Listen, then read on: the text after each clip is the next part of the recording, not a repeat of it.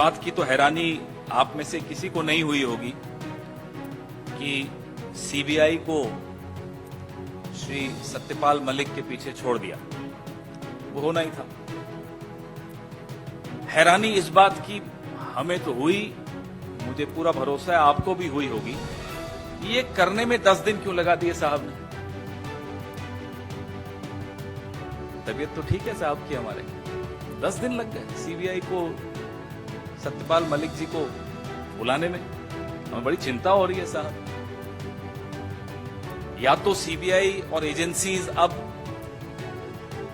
सुन नहीं रहे साहब की, या सोचने में मजबूर हो गए कि करें या नहीं करें, या गर्मी की छुट्टियां हो गई चले गए, हमें नहीं मालूम क्या हुआ। लेकिन 10 दिन साहब को लग जाएं एजेंसीज को सत्यपाल मलिक जी के पीछे छोड़ने में, ये हैरानी की बात है।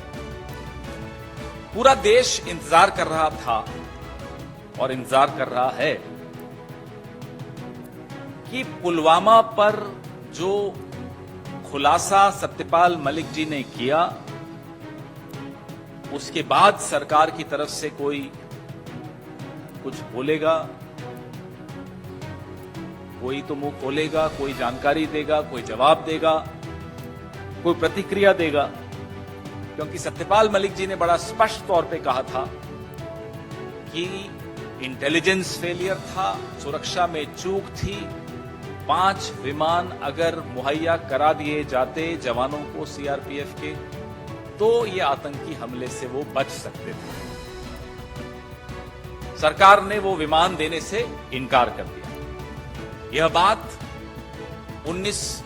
2019 में 14 फरवरी की शाम को जब प्रधानमंत्री जी को फोन पर सत्यपाल मलिक जी ने बताई कि साहब ये लापरवाही है, ये चूक है जिसके चलते हमारे जवान शहीद हुए हैं, तो प्रधानमंत्री जी ने उन्हें कहा तुम चुप रहो, ये कोई और चीज है। इतना बड़ा खुलासा सत्यपाल मलिक जी ने किया, एक इंटरव्यू में किया। उसके बाद भी एकदम चुप्पी सरकार की तरफ से। हां, ट्रोल आर्मी जो है इनकी सत्यपाल मलिक जी के पीछे पड़ गई है, लेकिन सरकार की तरफ से कोई बयान नहीं आया, कोई प्रतिक्रिया नहीं आई। सत्यपाल मलिक जी ने भ्रष्टाचार के विषय में भी कुछ कहा कि प्रधानमंत्री को भ्रष्टाचार से कोई नफरत नहीं है। उन्होंने उदाहरण दिया गोवा के, जब वो राज्यपाल थे और उन्होंने प्रधानमंत्री के संज्ञान में गोवा के मुख्यमंत्री का जो भ्रष्टाचार है वो जब लाए, तो कार्रवाई मुख्यमंत्री पर नहीं हुई। आज भी वो मुख्यमंत्री हैं, लेकिन सत्यपाल मलिक जी को आनन फानन में हटा दिया गया गोवा से। एक विशेष विमान भेजा गया उनको, यहां से रवाना करो, यहां बैठो भी नहीं, रुको भी नहीं, एक दिन भी नहीं रुको। तो सत्यपाल मलिक जी ने अदानी जी वाले मुद्दे पर भी अपने विचार रखे कि प्रधानमंत्री को यह अदानी वाला जो मामला है वो बहुत भारी पड़ने वाला है। ये तमाम कारण बिल्कुल स्पष्ट तौर पे बताते हैं कि सीबीआई, ईडी और तमाम एजेंसीज अब सत्यपाल मलिक जी का पता उन्हें मिल गया, अब वो जा रहे हैं। आपको याद होगा यही बात बिना राम माधव का नाम लिए सत्यपाल मलिक जी ने 2021 में भी बोली थी। कहा था आरएसएस के एक व्यक्ति हैं जो प्रधानमंत्री के बहुत नजदीकी हैं, वो 1-2 प्रोजेक्ट्स में बड़ी रुचि रख रहे हैं जिसमें 300 करोड़ की रिश्वत इन्हें सत्यपाल मलिक जी को भी मिल सकती है। उसके बाद भी सीबीआई ने सत्यपाल मलिक जी का स्टेटमेंट रिकॉर्ड किया था 2021 की अक्टूबर में। आज फिर से खबर तो ये आ रही है कि सत्यपाल मलिक जी का स्टेटमेंट सीबीआई रिकॉर्ड करने वाली। जिस व्यक्ति का नाम लिया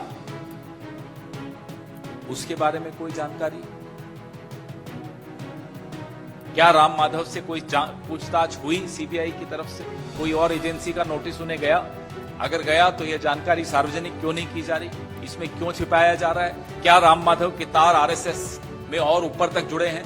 क्या वो प्रधानमंत्री के वाकई नजदीकी हैं? ये तमाम सवाल सत्यपाल मलिक जी के खुलासों के बाद मुंह बाए खड़े हैं। हम सब इस इनके जवाबों का इंतजार कर रहे हैं। यह संदेश दिया जा रहा है सीबीआई को सत्यपाल मलिक के पीछे लगाकर एक संदेश न केवल सत्यपाल मलिक को दिया जा रहा है, और वो संदेश क्या है? वो संदेश वही है जो 14 फरवरी 2019 को उन्हें फोन पे प्रधानमंत्री जी ने खुद कहा था, तुम चुप रहो। फिर से वो संदेश अब की बार सीबीआई के मार्फत दिलवाया जा रहा है सत्यपाल मलिक जी को कि आप अभी भी चुप रहिए तो आपके लिए आपका भलाई इसी में। तो जो राहुल गांधी बार बार हम सबको कहते हैं डरो मत, यह बात अब लोगों को समझ में आने लगी। यह बात शायद सीबीआई को भी समझ में आने लगी है, 10 दिन इसीलिए लगे होंगे। और सत्यपाल मलिक जी के खुलासों के बाद ऐसे कई लोग हैं जो और कई खुलासे करने वाले हैं।